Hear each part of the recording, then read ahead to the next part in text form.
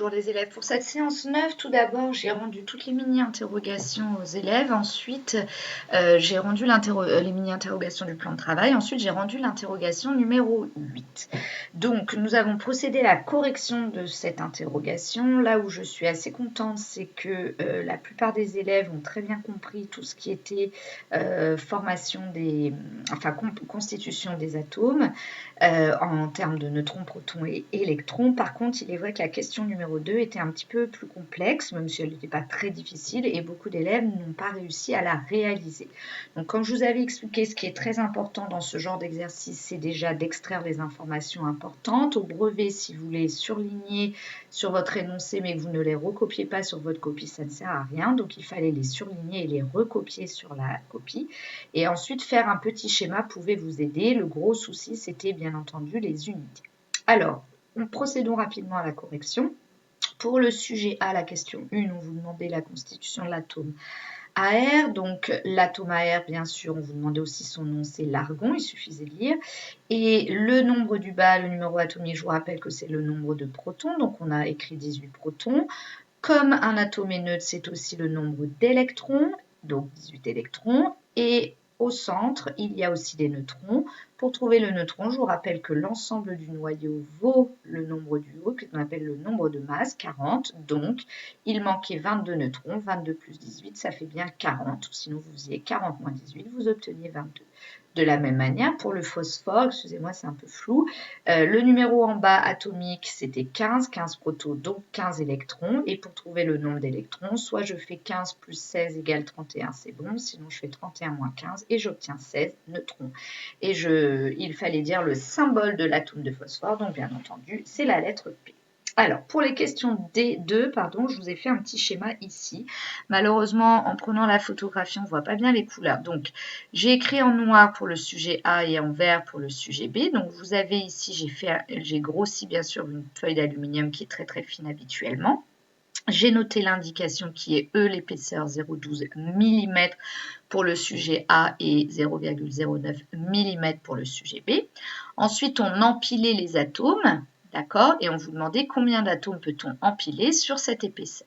Donc, dans l'énoncé, on vous donnait le rayon de l'atome. Vous voyez, rayon 0,15 nanomètres. Donc, c'est ce que j'ai dessiné. Et quand on fait un dessin, on voit bien que quand on empile, il ne faut pas que le rayon. Il faut bien entendu le diamètre. Donc, le diamètre, forcément, c'est le double du rayon.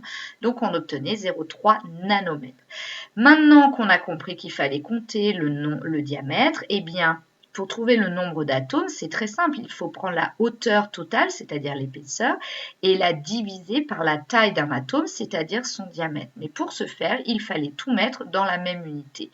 Soit vous mettez tout en millimètres, soit vous mettez tout en nanomètres. Moi, habituellement, je mets toujours dans l'unité la plus petite, donc tout en nanomètres ici. Au niveau de la rédaction, ce que j'attendais, c'était ça, diamètre de l'atome d'aluminium, ou sinon vous faites une phrase, le diamètre de l'atome d'aluminium est égal à 2 fois 0,15 égale 0,3 nanomètres. L'épaisseur de la feuille, donc c'est là où j'ai écrit deux couleurs, 0,12 mm, donc 120 000 nanomètres. Beaucoup d'élèves se sont trompés dans leur changement d'unité pour le sujet A, et je n'ai pas écrit, mais c'est 90 000 nanomètres pour le sujet B. Pour trouver le nombre d'atomes, il fallait diviser l'épaisseur par le diamètre. Honnêtement, les élèves qui n'ont pas écrit ça, je ne les ai pas pénalisés. Mais en seconde ou au brevet, c'est vraiment important d'écrire d'abord avec les lettres le calcul que vous effectuez. On a bien divisé l'épaisseur par le diamètre. Ensuite, le nombre NB, ça veut dire nombre d'atomes d'aluminium. Pour le sujet A, ça faisait 120 000 divisé par 0,3. Et j'ai oublié de le mettre en noir. On obtient 400 000 atomes. Donc, ceux qui avaient oublié de prendre le diamètre mais qui avaient pris le rayon, ils ont trouvé 800 000. Et pour le sujet B, 90 000 divisé par 0,3 égale 300 000 atomes. Voilà. Alors ensuite, nous sommes passés à l'activité numéro 4 et nous avons répondu aux questions jusqu'à la question 8. Il y a même une classe avec laquelle on a fait la question 9 et 10. Mais pour tout le monde, je ferai la fin de la capsule, l'explication de la question 9, 10, 11, la semaine prochaine dans la capsule prochaine. Donc, Tout d'abord, en analysant les différentes étiquettes d'eau, que remarques-tu au niveau de leur composition? Que cela engendre-t-il? Donc, on voit que dans toutes les étiquettes d'eau, il y a à chaque fois des ions et des noms un peu compliqués, HCO3-, NO3-, etc. Donc, il y a des sels minéraux qu'on appelle aussi, une fois dissous, des ions. Et ce qui change, c'est en fait leur quantité, d'accord? Donc la composition, elle est similaire en termes du fait qu'il y a des sels minéraux, mais par contre, le nombre change. Et qu'est-ce qui change? Par exemple, entre de l'eau d'Épar et de l'eau de Volcania ou de l'eau de Aubigné de Lyon, c'est bien entendu le goût. Cette eau est très minéralisée, elle a un goût très prononcé pour l'eau d'Épar. Ces eaux sont-elles des mélanges ou des corps purs? Bien sûr, ce sont des mélanges puisqu'ils contiennent plusieurs constituants. Un corps pur, je vous rappelle, c'est quelque chose qui ne contient qu'un seul constituant. Donc la justification, je viens de vous la faire. D'où proviennent ces eaux? Eh bien, ça provient de l'eau de pluie qui ruisselle ensuite sur les roches ou les couches poreuses du sol, et en s'infiltrant dans le sol, elles vont se charger en sels minéraux présents dans ces roches ou ces terres. Un composant n'est jamais indiqué sur les étiquettes d'eau minérale, lequel, bien sûr, c'est l'eau, sa formule H2 grand O. Comment les sels minéraux sont-ils apportés à l'homme dans la vie courante? Bien entendu, par l'alimentation et les boissons. Pourquoi lui sont-ils si importants? Parce que sans sels minéraux, on ne peut pas vivre. C'est important. J'ai expliqué beaucoup de détails en classe, notamment pour les contractions musculaires, pour les systèmes nerveux, pour faire passer les informations dans les nerfs. Tout cela se fait grâce à des ions. Pourquoi les sportifs ont-ils recours à des compléments alimentaires, notamment en cas d'effort long? Eh bien, tout simplement parce qu'un sportif, surtout en cas d'effort long, transpire énormément. Si vous avez déjà reçu une petite goutte de transpiration dans votre bouche, on le sent, c'est très très salé. Et donc, si vous faites un effort très long, genre 2, 3, 4, voire 10 heures pour les efforts très longs, eh bien, vous allez perdre énormément d'eau, donc il faut s'hydrater. Bien sûr, un manque d'énergie, donc il va falloir s'alimenter.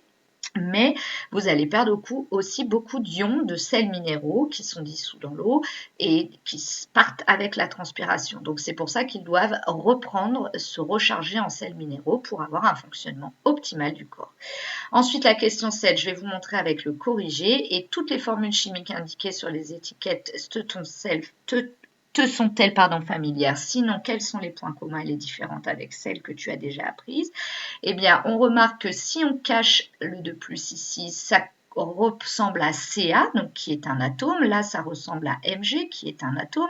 Là, ça ressemble à SO4, qui ressemble à une molécule. On est d'accord? Là aussi, ça ressemble à une molécule. Donc, on dirait que ça ressemble à des atomes ou des molécules, mais il y a quelque chose de particulier ici, c'est qu'il y a des 2+, des plus, des plus, des 2-, des moins, etc.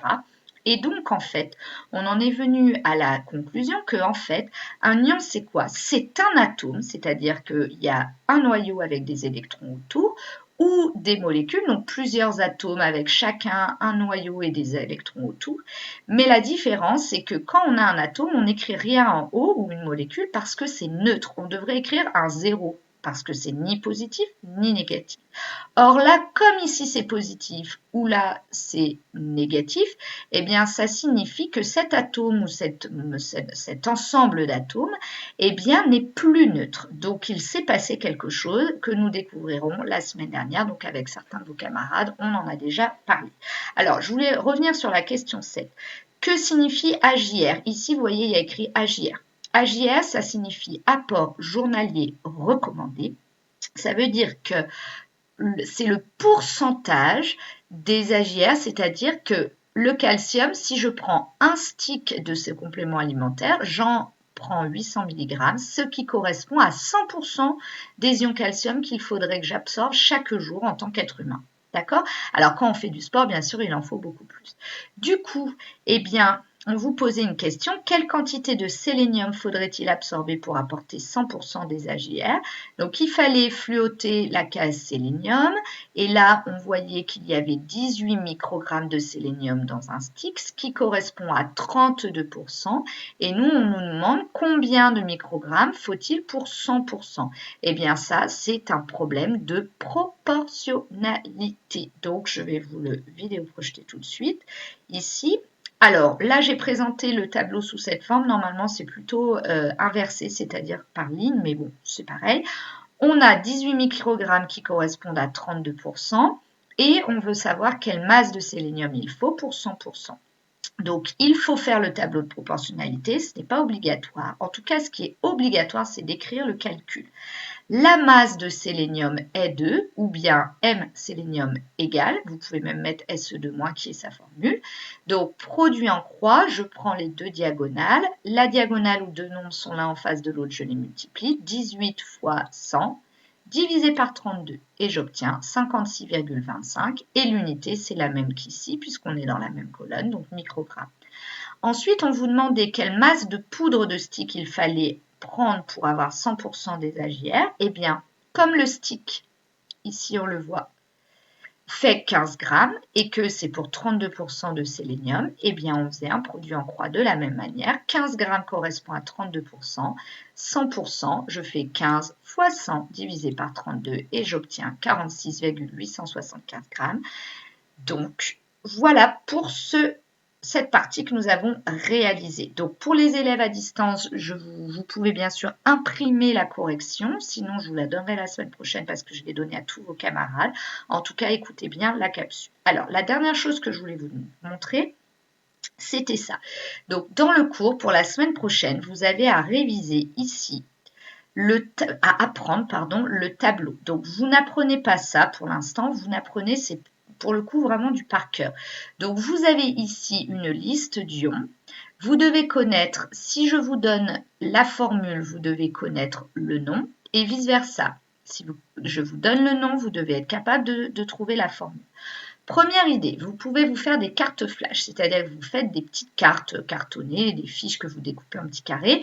Vous écrivez d'un côté, par exemple, FE2+, attention à bien recopier FE et le 2+ est en haut, et vous tournez votre carte et au dos, vous mettez le nom, ion fer 2. C'est pas la peine d'écrire ion ferreux, ion ferrique, ça on le voit surtout au lycée, voire même plus tard, d'accord ? Et ensuite, vous mettez toutes vos cartes dans un petit bol et vous tirez au sort tous les jours, vous en apprenez. D'accord? Et puis vous verrez, ça rentrera. Alors, moi, je vais vous donner quand même des petits trucs pour les connaître facilement. Premièrement, tous les ions positifs, on appelle ça des cations, mais n'apprenez pas les ions positifs. En fait, leur nom ne change pas par rapport à l'atome. Il y a juste le mot ion dedans. Par exemple, Fe, vous êtes d'accord que c'est du fer? Eh bien, son nom, ce sera juste ion fer. Ag, c'est l'argent, ce sera ion argent. Al, c'est l'aluminium, ion aluminium. Donc, vous voyez, c'est très simple à retenir. Dans l'autre sens, ce qui est compliqué, c'est de savoir s'il y a 1+, 2+, 3+. Mais sinon, en termes de nom, une fois que tu connais la formule, c'est très facile à trouver. Par contre, vous voyez, pour certains, il y a 2, 3, 2. C'est parce que certains ions existent sous plusieurs formes. Donc, Fe2+, Fe3+, Cu2+, je ne l'ai pas mis, mais il y a aussi Cu1+. Alors, le 1, on ne le met jamais, donc on écrit Cu+, comme là, on écrit Ag+. D'accord? Alors, pour retenir, c'est très simple. Pour les ions positifs, ion fer 2, ça veut dire qu'il y aura 2+. Ion fer 3, ça veut dire qu'il y aura 3+. Ion cuivre 2, il y a 2+. OK? Après, moi, mon petit truc pour l'aluminium, c'est un des seuls qui a 3+, avec le fer 3, mais fer 3, c'est facile. C'est un nom très, très, très, très, très long. D'accord? Donc, ion aluminium, donc moi, je me souviens que c'est 3+. Et puis, pour le reste, il va falloir l'apprendre. En fait, il n'y a que l'ion zinc qui est 2+, sinon les 3 autres sont un seul plus. OK? Par contre, les ions négatifs, qu'on appelle des anions, eux, ils ont toujours une terminaison. C'est-à-dire que, par exemple, Cl, ça se dit atome de chlore, eh bien, on ne va pas dire ion chlore. On va dire ion chlorure. Vous voyez, il y a une terminaison au bout. Donc, dès que vous entendez une terminaison en ure, en ate ou en ide, c'est forcément déjà négatif en bas et après, en haut. Pardon. Et après, il faut la prendre. Alors, hydroxyde, c'est facile. H, ça veut dire hydrogène. O, ça veut dire oxygène. Donc, hydro et oxyde, donc vous l'accrochez. Sulfate, ça commence par un S, sulfate, et chlorure, c'est assez simple. Alors, je vous ai mis aussi un petit lien sur Pronote. Ce petit lien accède à un jeu de mémoire sur les ions qui peut vous aider aussi à les apprendre. Donc, je compte sur vous pour les apprendre. La semaine prochaine, vous aurez une mini-interro où sur 2 points, il y aura un nom, il faudra donner 2 noms, il faudra donner les 2 formules correspondantes, et 2 formules, il faudra donner les 2 noms correspondants. Et ensuite, vous aurez bien entendu ce que nous allons réviser, mais on le fera en classe avant plein de fois, donc ne vous inquiétez pas, la formation des yeux. Je vous souhaite bon courage et je vous dis à la semaine prochaine.